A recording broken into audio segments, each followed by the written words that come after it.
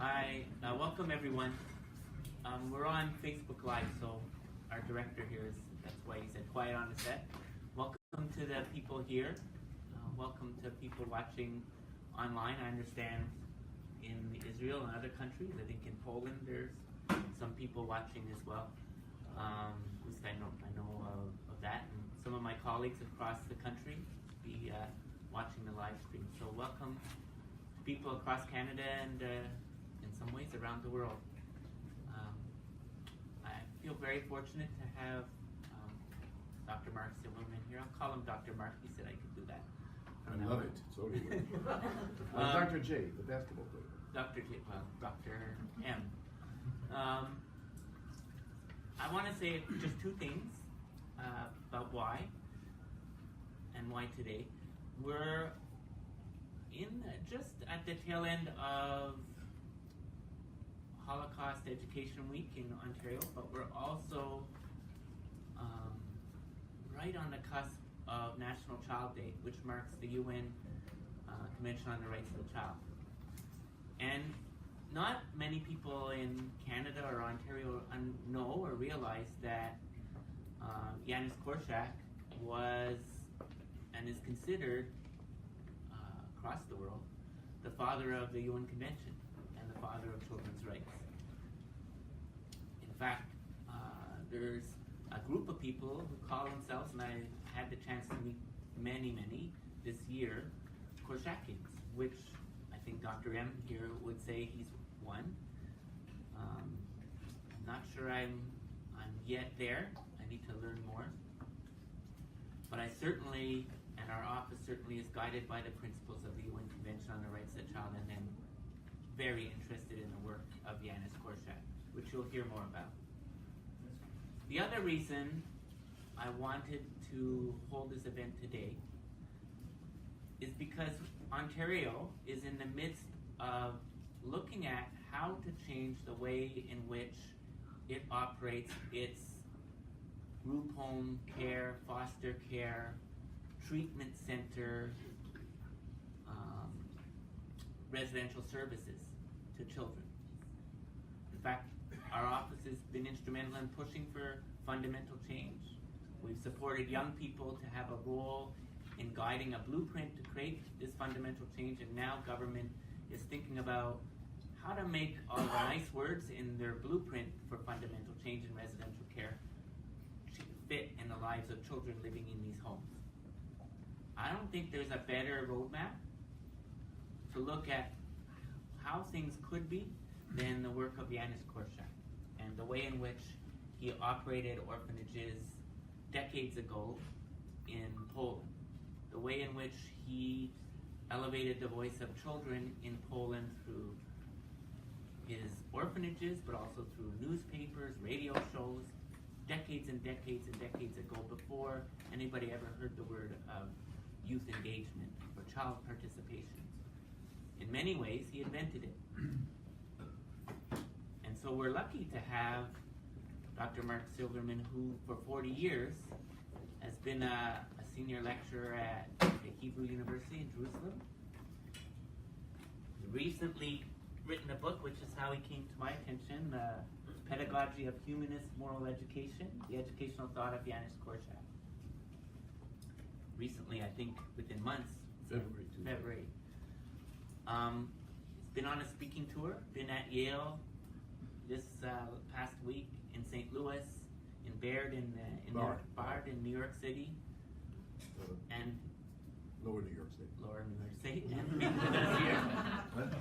He'll tell you more. And being here with us today. And I'm in Toronto now. In our office in Toronto, and tonight speaking to students at Ryerson. My hope is we can take some of the knowledge that Dr. Silverman can tell us about Janusz Korczak and his methodology and find a way to think about it as a tool to use in how we operate our homes in Ontario. That's my hope and challenge to government, but also people in the audience here who have influence over policy. People tonight who will be studying how to work in those homes. Hopefully they will take some of this knowledge and try and find a way to incorporate it in all their work. And of course, as we will listen carefully and think about how can we incorporate more of what we hear in the work that we do. So I'm honored to have you here as a friend. I know your family is here, and I want to recognize your wife and son and daughter-in-law who are here. In the back. Thank you. Very modest. They are very modest, sitting in the back. So welcome to them too. Thank you very much. Thank you. And I'm going to leave the stage. Okay, okay.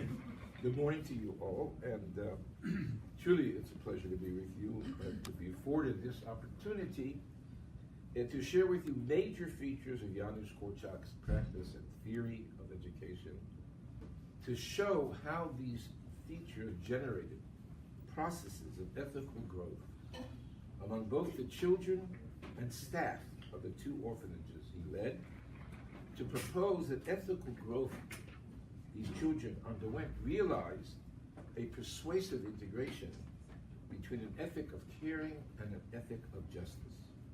By this I mean to say that the youth who underwent the educational processes Korczak initiated and perpetuated learned both to care for each other and to care justly, to care for achieving justice in their social interpersonal relationship, or simply they learned not just care, but just caring.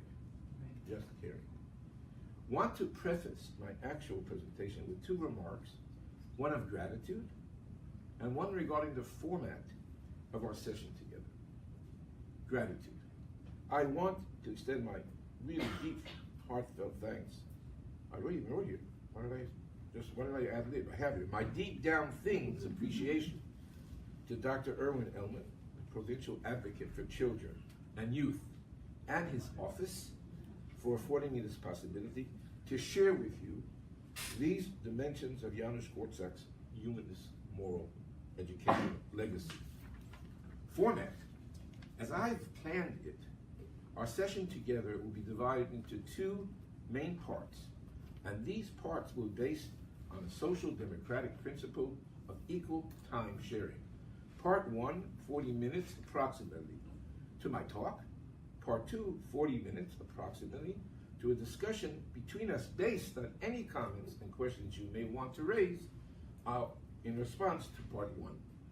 Indeed, I hope that the educational ideas and practices of Korczak that I will present in the first part of this session will open the door for all of us to devote some of the time in our discussion during the session's second part to an exploration of the possible relevance and possible implementation of Korczak's educational practices and the theory embedded in them into youth education today.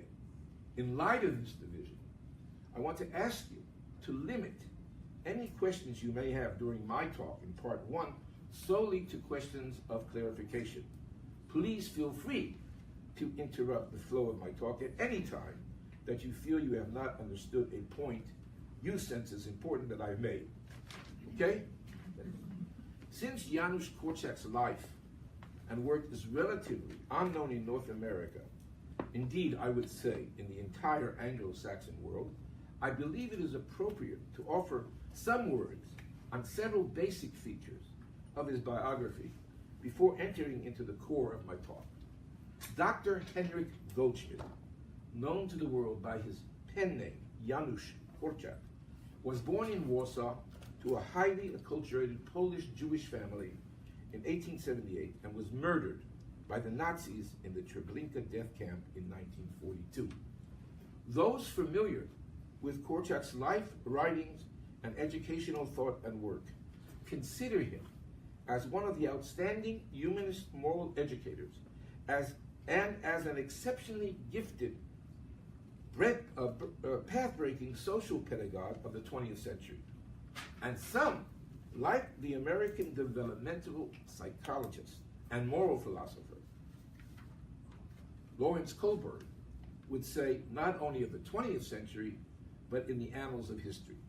Lending respect to human beings in general, and to children in particular, in their respective concrete physical and mental particularities, including, paraphrasing Dostoevsky, the person coughing next to you on a bus is the hallmark of Korczak's humanism. The type of respect to human beings in their concreteness and particularity that Korczak accorded to them differs considerably from the self-proclaimed humanism of so many highly educated people who greatly respect their ideal conception of humanity while encountering great difficulty in actually respecting the real, live, and kicking people who comprise it. Most importantly in my eyes is that Korczak translated his humanism throughout his adult life into actual educational practices aimed at supporting and advancing children's well-being, positive growth, and development. Lawrence Kohlberg, mentioned previously, places him among those exceptional humanists and great moral educators, such as Socrates, Mother Teresa, Gandhi, Martin Luther King, also Lawrence Kohlberg, who reached the highest possible stage in his, Kohlberg's, 6 stages of moral development, the 6th stage, which he calls the stage of agape. According to Kohlberg, in this stage, these extraordinary individuals affirm life from a cosmic perspective. They feel some mystic union with God or with nature and accept the finitude of the self's own life while finding its meaning in a moral life, a life in which a union with God or nature is expressed in love for fellow human beings. The radical, boundless, altruistic nature of Korczak's humanism is most powerfully expressed in the final chapter of his life in the Jewish ghetto the Nazis established in Warsaw. When it became increasingly clear that the Nazis were planning to liquidate the ghetto entirely and to deport all Jews to death camps, including all children, with no exceptions for those residing in orphanages like the one he headed, Korczak found the various offers to escape the ghetto made by friends outside its walls a great insult to his life's vocation, and felt that acceptance of any of them would be totally unconscionable. Whatever fate awaited his children, he would be there with and for them to comfort and support them. He would make their fate into his destiny. The well-known psychoanalyst Bruno Bettelheim expressed his admiration for Korczak's behavior in the horrific world of the Holocaust in these words: "You are on." We're handing out the sources now. Okay. I prepared the sources, and more than that, you'll see, but I can't stop you from looking at the other stuff. But they're ready right now for sources. So when I read the source, I'm going to be reading sources. You can follow it also in the reading, in the source book. And I'm going to wait a second, also drink a little water, if that's okay.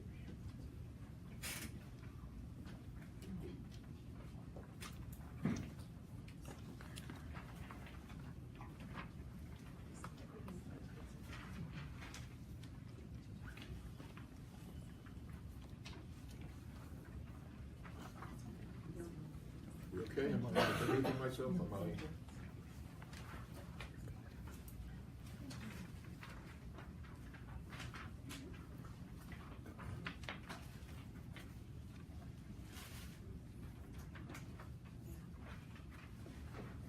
What I'm going to do is tell you the page it's on and where it's located on the page. It's not listed with numbers, but I'll tell you the first source, the second source.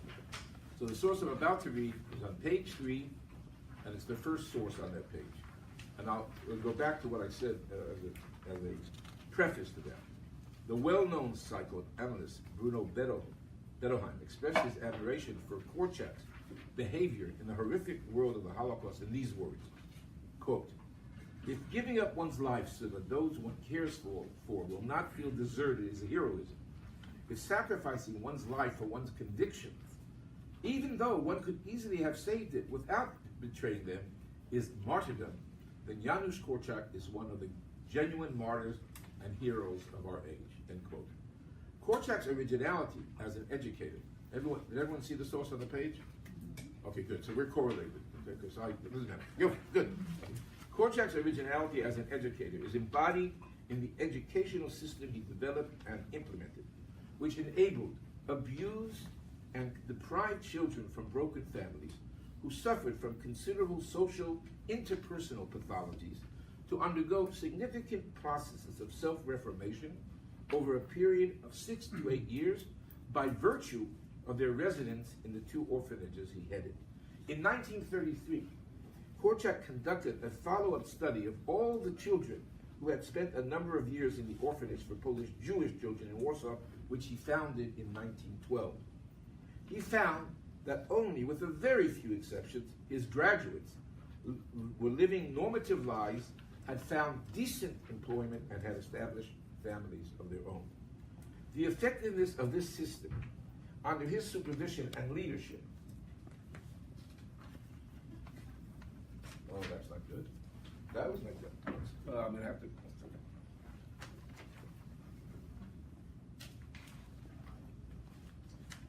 Excuse me. Under his supervision and leadership.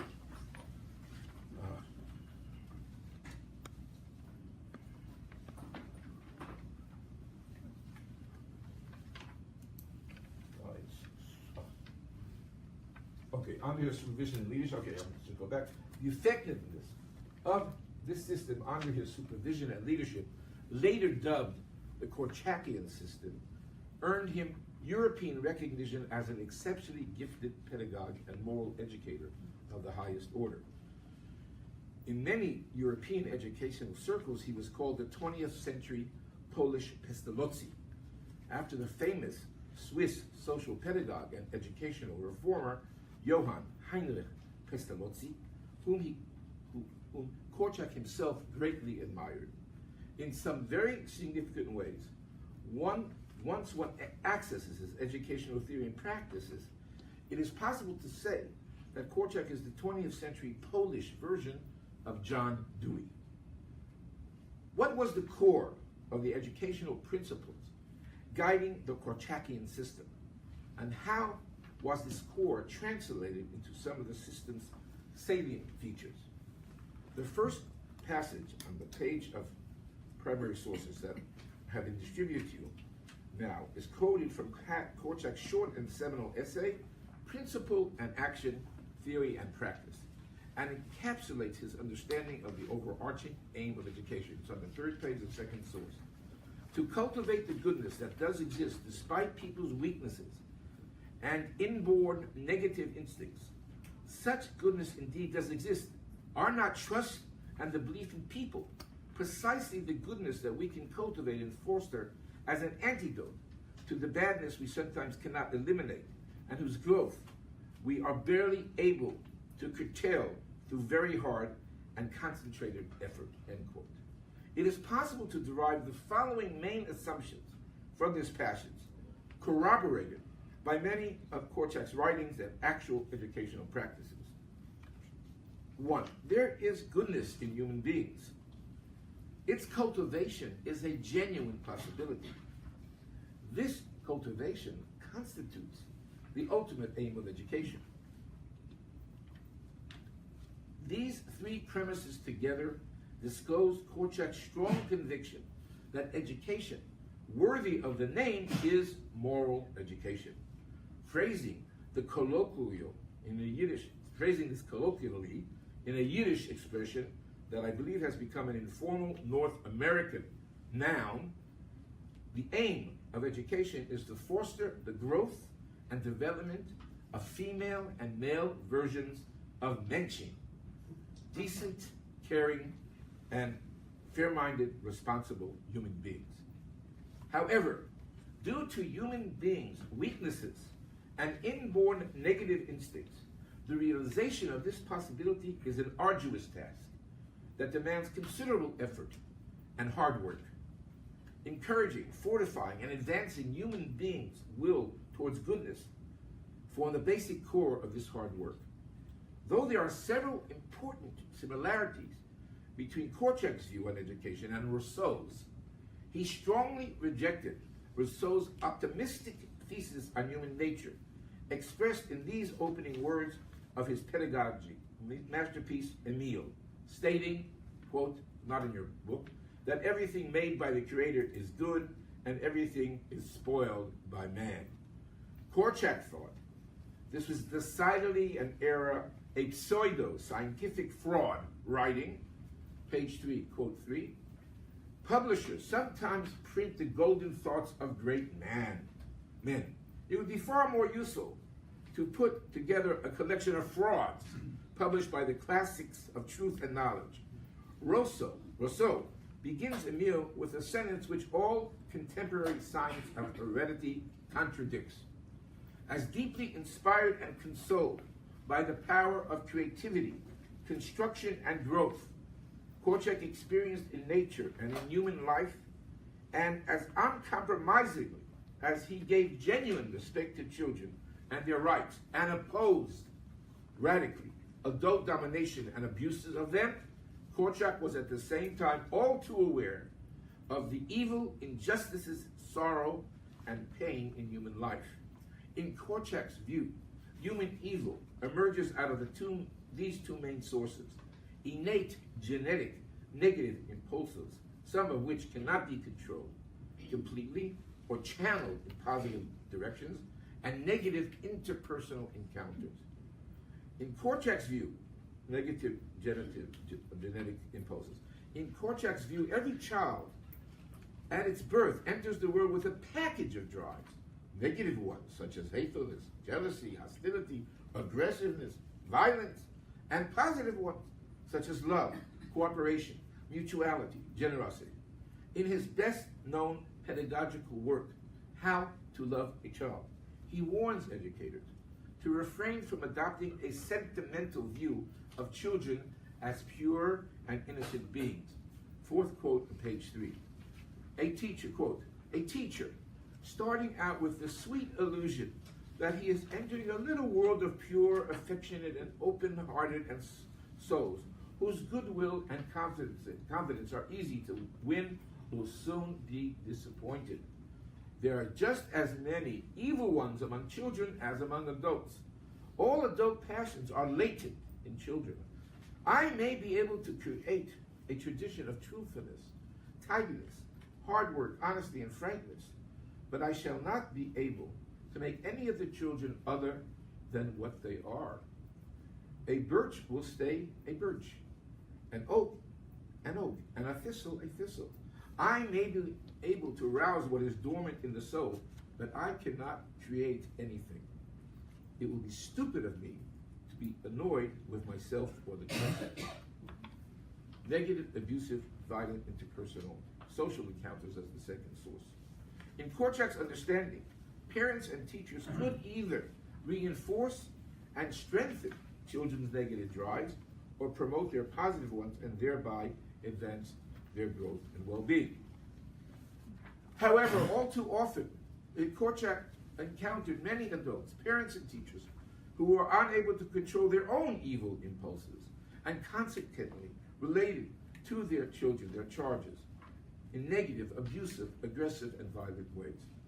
Korczak was keenly aware of the very problematic gaps that exist between the life-improving possibilities inherent in the constructive work on the human will on the one hand, and the considerable limitations imposed on realizing such possibilities due to the clear presence of negative genetic and social forces in human beings in general and in children in particular. As the passage above, just quoted, intimates, in many cases, the will to goodness, as strong and determined as it may be, often cannot overcome these negative forces.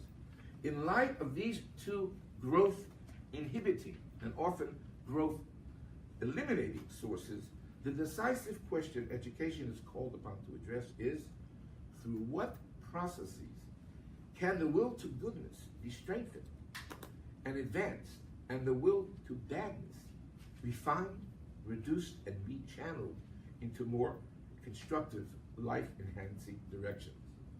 I call the basic educational approach Korczak developed and employed to reduce and to overcome these tension-laden gaps compassionate amelioration. Its fundamental meaning is well conveyed in this passage from a poetic prayer known as the Serenity Prayer, penned by the well-known German Protestant existentialist theologian Reinhold Niebuhr, number 5 on page 3. God, give us grace to accept with serenity the things that cannot be changed. Courage to change the things which should and can be changed. And here's the tough one. And the wisdom to distinguish the one from the other. More specifically, ameliorative compassion, as I interpret it, as the deepest foundation of Korczak's pedagogy, includes viewing the difficult actions of pupil, of a child, as an expression of the experience of his present or her present self, according respect to the pupil's present self, including a tolerant and patient attitude towards negative behavior and traits. Pedagogical forgiveness, respecting the pupil and accepting her as she is, building relations of trust between the pupil and the educator, which are a necessary condition for having any possibility of educational influence on the child. Offering the child opportunities for action that will challenge her to improve herself and the society in which she lives. And finally, calling upon the pupils to acquire the tools and skills necessary for self-improvement and social improvement, to practice them and to apply them in life.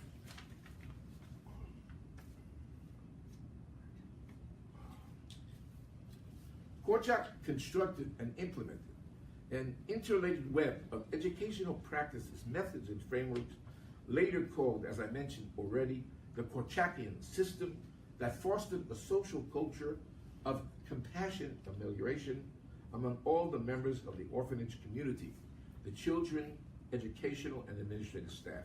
The most outstanding among these were the Children's Parliament and Law Court, the court's constitution, the apprenticeship system, gradated citizenship status, ethical improvement wagers and growth charts, work assignments, units, and points.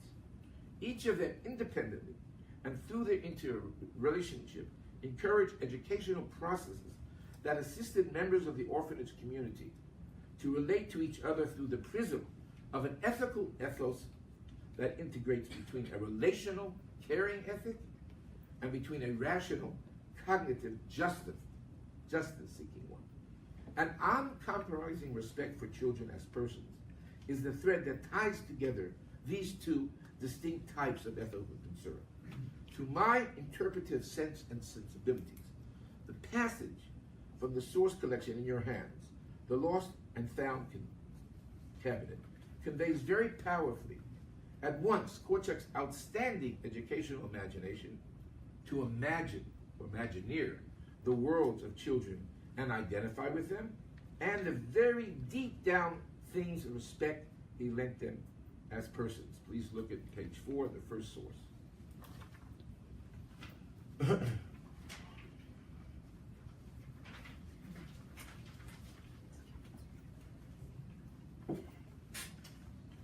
A teacher, I'm quoting, a teacher turns up his nose at the contents of children's pockets and drawers.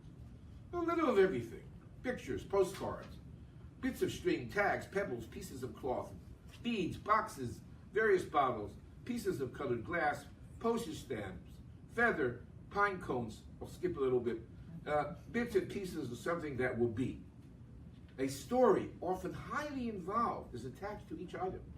Different in origin and value, the object is sometimes emotionally priceless. They all signify memories of the past and yearnings for the future. A tiny shell is a dream of a trip to seacoast. How does he know that?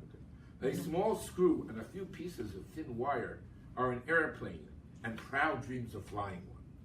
The eye of a doll, broken a long time ago, is the sole reminder of a long lost love.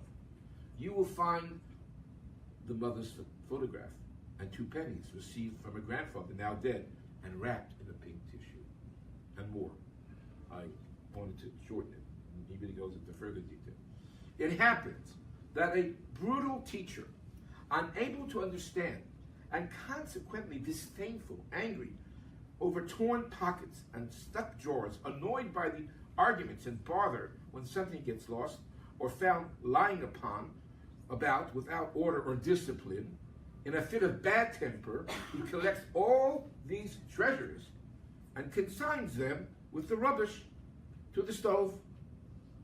A gross abuse of power. How dare you, the educator, you boor, to dispose of the property of another? How dare you require after that that the children respect anything or love anybody? You are not burning bits of paper, but cherish traditions and dreams of the beautiful life. A teacher has the duty to see to it that every child owns something which is not anonymous property of the institution, but definitely his own, and that he has a safe place to keep it. How do these two educational processes, learning to care and to care justly, work themselves out through the practices and frameworks mentioned above? They do so mainly through three major interrelated, theory-embedded practices which I now turn to explore. Owing to time limitations, I will present and discuss these three practices in terms of the nature of the children's law court, its constitution, and its proceedings. During part 2 of the session, if you would like, we can delve into some of the other educational practices based on compassion amelioration, conceived and implemented in the orphanages by Korczak that I mentioned briefly above. Korczak insisted that the education of children must be achieved with them through genuine dialogical cooperation between them and their educators. Or in this pithy words of a very gifted special needs educator once shared with me, quote, nodding at me, nothing about you without you. That's the educator. Okay? You cannot talk about the kid without the kid's presence. He's a person. Nothing about you without you. He translated this principle by establishing self-governing frameworks with real teeth, in which children were called upon to undertake responsible roles and to perform genuine tasks. Among these frameworks, the Children's Law Court he established and the Constitution he penned for its proceedings was his most favorite. In his self-reflections regarding the motivations and aims underlying the efforts he invested in establishing the Children's Law Court, Korczak referred to his deep-seated aspiration to be a constitutional educator and his interest in creating or fostering a constitutional system of education. Let's look at that text. The second source on page 4, I'm quoting from his explanation of his motivation. If I am devoting a disproportionate amount of space to the court, it is because I believe that it may become the nuclear of emancipation, pave the way to a constitution, make unavoidable the promulgation of the Declaration of Children's Rights. The child is entitled to be taken seriously, that his affairs be considered fairly. Thus far, everything has depended on the teacher's goodwill or his good or bad mood. The child has been given no right to protest. We must end despotism. Such an educational system would pave the way to affording equal rights to children as persons undergoing continuous processes of holistic human, physical, intellectual, and ethical growth. Coming from the opposite direction, such an educational framework would foster the development of educators who would refrain from projecting their own needs, whims, wants onto their charges, as all our parents know about, onto their charges, and from their adopting controlling, dominating, and despotic relational models towards the children. A reading and analysis of the passages composing the preamble to the Constitution Korczak himself penned, in the order they appear in it, and of parts of the Constitution law book itself, would enable us to define and explain the three practices I mentioned above. The third source in page 4. If a person does something bad, the best thing to do is to forgive him or her. If she did something bad because she did not know better, she now already knows this. If she did something bad unintentionally, she will be more careful in the future. If she does something bad because she finds it difficult to adjust to norms unfamiliar to her, she'll try harder. to adjust to them in the future. If she did something bad because she was tempted by others, from now on she will not pay attention to them. If a person does something bad, the best thing to do is to forgive her and to wait for her to mend her ways in the future. However, at the same time, the law court has an obligation to protect the quiet from being treated unfairly by the pestering and pushing ones. It has an obligation to protect the weak ones, so that the strong ones will not be able to rise up to bother them. It has to protect the conscientious and industrious ones, so that the neglectful and lazy ones won't disturb them.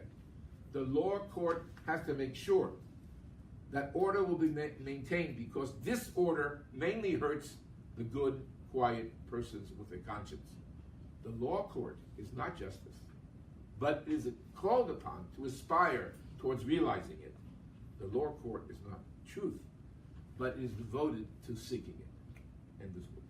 So the first practice that I want to talk about is lending genuine respect for children as persons and adopting an attitude of educational forgiveness towards them in their ever-emerging presence. I want to point out, I'm going to use this text profusely, so you feel free to look at it periodically. It's the same text. I'm doing a homiletic of this text, or interpretation, hermeneutic of this text. Okay. I want to point out that the phrase, if a person does something bad, the best thing to do is to forgive him, is repeated twice. The repetition might suggest that Korczak considered such forgiveness as decisive, or even a constitutive postulate of the very possibility of engaging in moral educational work with children. A deep respect and a deep caring for children as persons combine together to create forbearance for their misdeeds. This forbearance is based on an attitude of compassion and understanding regarding the diverse contexts, conditions, and circumstances that diminish children's capacity to do good things or increase their capacity to do bad ones. If we are more careful, we'll show what these are. I mean, he has explained why kids do bad.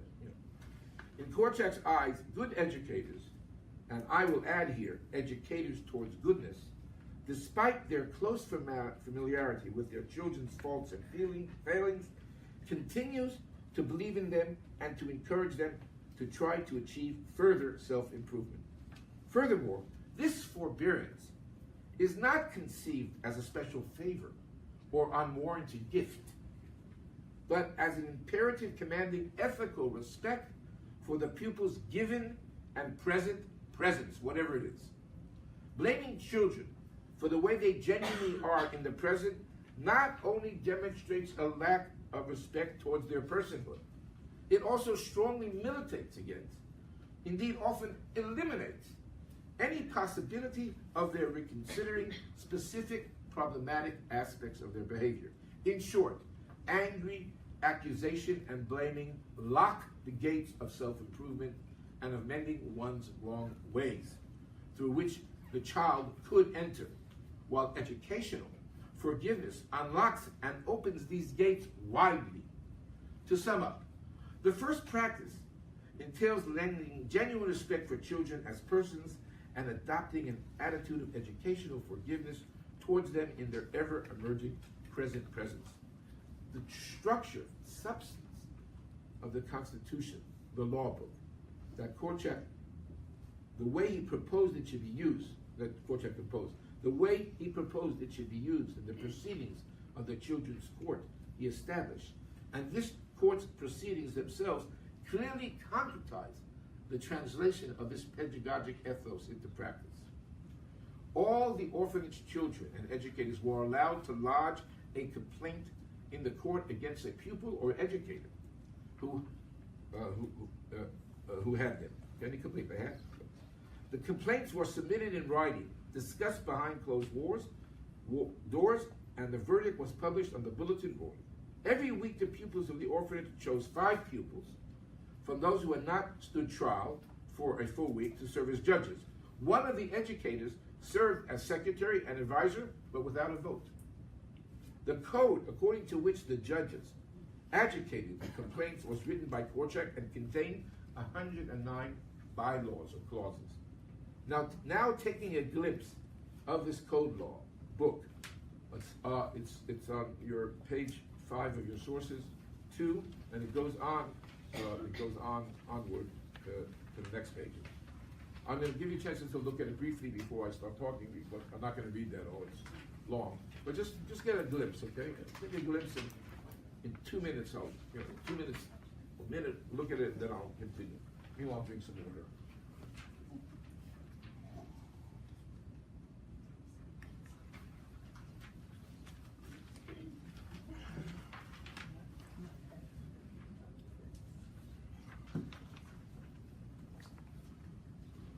Knowing that you are all capable educators, I'm sure you all know how to double task, so I will start giving my narrative to this, trusting that somehow we're working together here.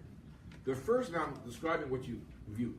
The first 99 bylaws, numbered in singular units, 1, 2, 3, up to 99, comprise a rich array of persuasive reasons, contexts, or circumstances that excuse or forgive the child or staff member for the offense of which this offender is accused. The last 10, numbered by hundreds, 100, 200, up to 1,000, find the offenders responsible for the offense. The severity of the offense is expressed in the sharpness of the language used to formulate the reprimand and in the extent to which this reprimand is publicized among the members of the orphanage's community and can be of the orphan's family or person serving as family. Bylaws 900 and 1,000 are the most severe. 900 warns offenders that expulsion from the orphanage is imminent unless they alter immediately and extensively their antisocial behavior patterns. And 1,000 expels them from the orphanage. It is noteworthy that offenders who are subject to Bylaw 900 are afforded the opportunity to choose a more veteran member of the orphanage community, like a big brother or big sister, to assist them in their last back-against-the-wall attempt at self-improvement and social improvement. It is also noteworthy to point out that a member who is subject to Bylaw 1,000 and is expelled, and as far as I know, over the 30 years of the institution's existence, expulsion was quite rare. But after 3 months, the offender expelled, can reapply for admission to the orphanage based on anecdotal as well as empirical evidence that this person has improved his social behavior and personal behavior. I want to argue that the outstanding predominance of laws, guidelines that refrain from reprimanding the accused for the offenses they commit, 99 in number, counted in single use, over the 10 incriminating bylaws counted in units of 100 in the law book composed by Korczak, is far from arbitrary. It's much more educationally sound and constructive to find compelling justification to forbearers, to forgive children's misdeeds, than it is to jump at the opportunity to punish them. Indeed, it would not be an exaggeration to lend the subtitle to this supposed Constitution, 99 reasons why well-meaning children often do bad things, to these 99 forgiving bylaws in the Constitution. Its longest and thickest part. So, at the same time, extending such forgiveness requires very hard work, great patience and tolerance. Punishment is a much easier path, and it is a slippery slope. Once you begin traveling on it, it intensifies, reproduces itself rather quickly, geometrically, not arithmetically. That's my explanation. Now, the following closing clause from the preamble's opening passage, I'm looking at the same thing we've already read. If a person does something bad, the best thing to do is to forgive him. And the second time it says, there's another clause, and to wait for her or him to mend his or her way in the future, can lead us to the second practice in Korczak's system of education to develop and advance children's ethical growth. The forbearance, the forgivingness Korczak proposes is not meant in any way to grant do wrong freely passes to children. It is not meant in that way at all.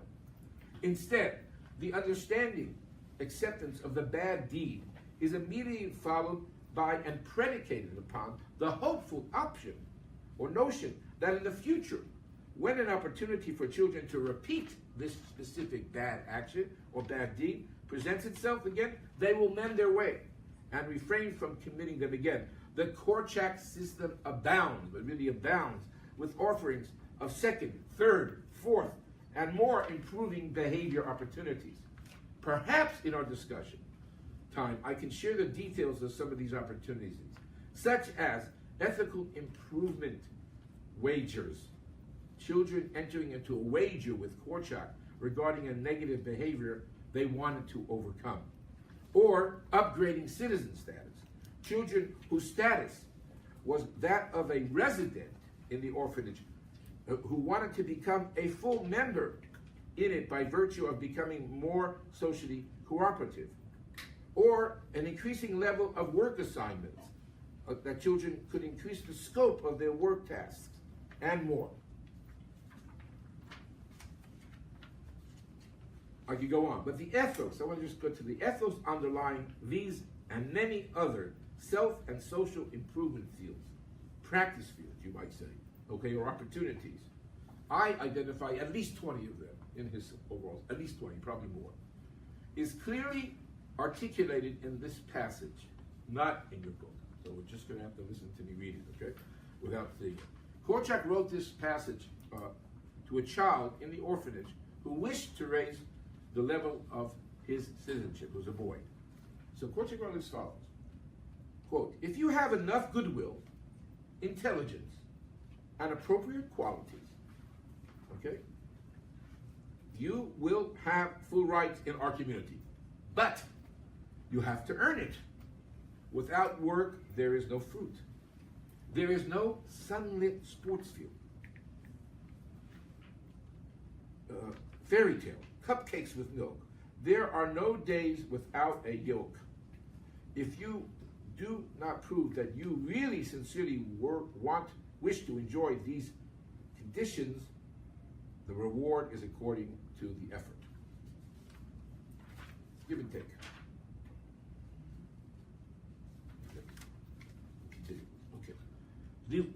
I'm summing up this point. The ubiquity and abundance of opportunities to mend one's way in Korczak's network of methods, frameworks, etc., clearly demonstrate that his hope of his charges accepting responsibility for mending their ways was not a pious, rhetorical, or empty one. Au contraire, on the contrary, it was based on his and his leading educational workers' conscious, creative, wise design of a close to inexhaustible array of mending one's way practice fields or opportunities, individual and social tasks and frameworks that become practice fields for improving oneself and one's relationship with others.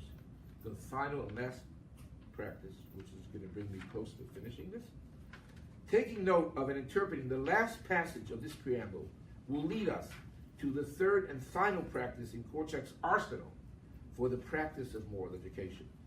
I'm going back again to the preamble towards the end. However, at the same time, the lower court has an obligation to protect the quiet, etc.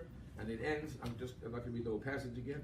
It ends with the lower court is not justice, but it's called upon to aspire towards realizing the lower court is not truth, but is devoted to seeking it. So again, remind yourself of that passage. It's in front of you. In the last sentence of this passage, Korczak states explicitly that the pursuit of justice and truthfulness is the raison d'etre of the children's court. This passage and the ones preceding it suggest that Korczak's conception of moral education, interpersonal and broader social relationships should not be based just only on relational caring, but also on caring and concern for just relationships. The third practice entails inspiring children not just only to care for each other, but also to care about constructing and conducting relationships with each other, among themselves and others, that are just based on justice.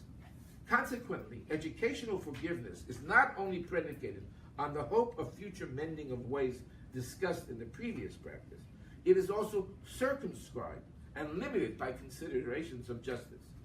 There are borders which respect for children as persons and educational forgiveness cannot and should not traverse.